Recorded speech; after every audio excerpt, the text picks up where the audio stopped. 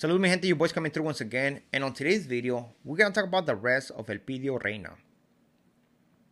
In order for you to know who this individual is, man, we have to go back to June 8th, and when our gente took it to the streets to protest against the ICE raids that were happening in LA, right? So a lot of people went out there, protest, and in my opinion, it got out of control. Straight up, man. There's going to be individuals who gonna have a different point of view, a different approach when it comes to protests. But in my opinion, I feel like it got way out of control. There's a lot of video out there that went viral, right? But there's one in specific of an individual with the biker helmet, right? And he's standing by a what's called like a road, and you see all kinds of SUVs, vans, cars passing by in high speed. And allegedly this individual is picking up cinder blocks from the ground and throwing those cinder blocks at those vehicles that are driven by federal agents. Most of them, right? He hit a lot of vehicles, and during this incident, a federal agent got hurt. Of course, once everybody knew about this, the FBI, they went over there and did the investigation. Backtracked on every camera to find out who this individual was, right? That we see him most of the time with his face cover. They backtracked all the way to identify him and knew that it was Elpidio Reyna. This individual, native of Compton, was doing this, was the one that the FBI wanted to face charges for the federal agent who got hurt. His face came on the news, came out on different platforms, the internet, and they offered $50,000 for any individual who offer information that would lead to his capture. Once this individual saw his face on the internet, I mean, come on. What will you do? An individual who will take responsibility will turn himself in. But other individuals who think they're better than the law will flee. And this is what this individual did. He fled to Mexico. Your first thought is like, okay, TJ, right? We have seen many individuals who fled to Mexico and stay in TJ. Wait, it is a bad decision, man. If you flee, do not stay in TJ. That thing is hot. You know, you want to go to somewhere where it's calm. It's not much of, there's not that many police presence. Let's put it that way, you know. No, he decided to go to Sinaloa. Right now, Sinaloa is super hot. Trust me, there's federal agents right there like crazy. They're in the middle of a guerra right now, right? Between two criminal factions. So it seems like this individual had family right there that maybe we're going to help him, protect him over there, right? But he barely made it, like a month and 3 weeks before getting arrested over there in Sinaloa. Once he was arrested in Sinaloa and knew who he was, of course, they're going to call the U.S., the FBI, and let them know, look, we got your guy over here. But not so fast, though. There has to be a due process that you have to go through Mexico. It doesn't matter if you're not a Mexican citizen. There has to be a due process right here. You have to see a court to see if they're going to send you to that country. In all honesty, man, he still was going to be sent to the U.S. So if he was gonna fight his extradition, all he was gonna do is extend his time in a Mexican prison, which, trust me, is nothing nice. If not, as Cesar Hernandez, you know.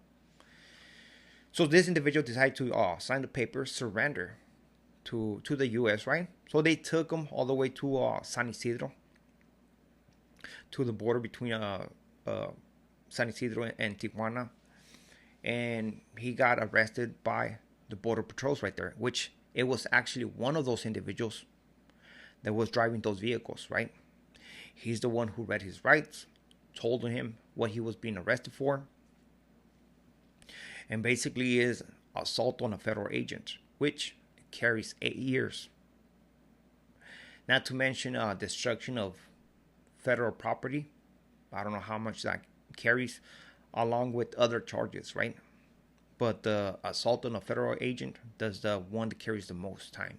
You know, we see in this individual sad in videos, man, upset. And of course, I mean, who wants to get locked up? This individual, this was not his first run-in with the law. He has been arrested before, but not to this extreme, you know, I mean, charges this that are very serious, you know. But it shows you right here, man, how individuals think they can get away with stuff, you know.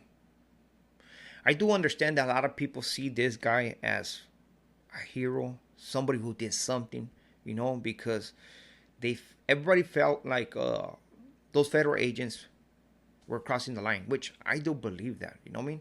But that's their job at the end of the day. They have to listen to the boss, and that's their job, to do whatever they were asked to do. You know, we have to think about that. And I've seen comments that, hey, just let that guy go free because of this, because of that. There's a lot of people, but there's a lot of people who are like, nah, lock up, boy up. He broke the law. He hurt somebody. He actually victimized people that were not even federal agents. You know, according to the news. You know, I wasn't there to verify that, but according to the news, some of those vehicles were just driven by regular civilians, right? And a sad incident that actually marked those protests as being violent. And I can agree with that, you know. But there should be a lesson that a lot of people can learn. And basically, like, look at this guy, man. What benefit did those actions did? He's going to be locked up for a long time. Nothing good came out of it. He didn't make no point. And yes, he's upset now because he's going to go into some time. I always say this, man. We only got one life, man. You have to think about it. You cannot go back in time.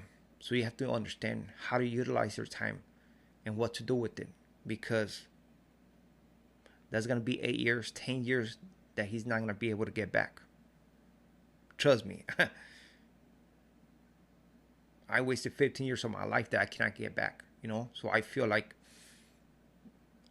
I got a late start in life, you know. So that's for all individuals, man, who think they can oversmart the justice. No, come on. This guy's got all that technology. If they really want to find somebody up, they'll find you. Regardless of whatever things you did, you put a mask on and stuff like that. Nah, that doesn't matter, man. There's a lot of technology out there, and it's not like it used to be back in those days. You know, we're talking about a whole different game. Plus, we need to be smart with the decisions that we make. Because if we would have done a better job with the protests, possibly we would have a better impact than actually being aggressive and creating chaos, breaking into businesses, vandalizing. That's not the way to go, man. And even though I am with the individuals who are protesting out there, or who were protesting out there on alley, I was not with this. You know, being violent like this does not make sense. You are just giving a bad look, and instead of helping, you are basically making a point like, damn, that's right. That's why we're doing that, because of people like this. And people like this are being accused of being the illegals. But nah, this individual was not an illegal. I don't think it was. So with this being said, we are out to next video. Muchas gracias. Saludos.